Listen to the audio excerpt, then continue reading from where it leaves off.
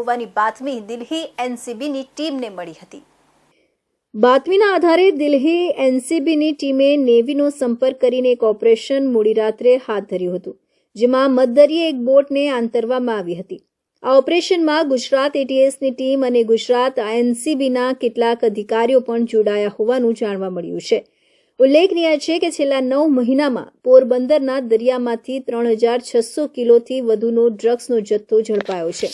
મધદરિયે એક બોટમાંથી કરોડોની કિંમતનું સેંકડો કિલો ડ્રગ્સ સેન્ટ્રલ એજન્સી દ્વારા પકડી પાડવામાં આવ્યું છે, જેમાં પણ ખાસ કરીને નાર્કોટિક્સ કંટ્રોલ બ્યુરો દિલ્હીની ટીમને કેટલાક મહત્વપૂર્ણ ઇનપુટ મળ્યા હતા, જેમાં ગુજરાતના દરિયામાં મોટા પ્રમાણમાં ડ્રગ્સ સાથે એક બોટ આવવાની બાતમી મળી હતી, જેના આધારે તેને આંતરવા માટે એનસીબી દિલ્હીની ટીમે નેવીની મદદ લીધી હતી। ગુજરાતના સમુદ્રમાં ડ્રગ્સનો મોટો જથ્થો આવી રહ્યાની બાતમીના આધારે નેવી, એનસીબી અને એટીએસ દ્વારા ગતરાત્રિના ખાસ ઓપરેશન પાર પાડવામાં આવ્યું હતું, જેમાં 8 જેટલા ઈરાની શખ્સો નશીલા પદાર્થ સાથે સુરક્ષા એજન્સીના સકંજામાં આવી ગયા હતા અને તેમને પોરબંદરના ઓલ વેધર પોર્ટ ખાતે લાવવામાં આવ્યા હતા। ત્યાંથી કડક સુરક્ષા બંદોબસ્ત સાથે એસઓજીની ઓફિસ ખાતે લઈ જવામાં આવ્યા હતા।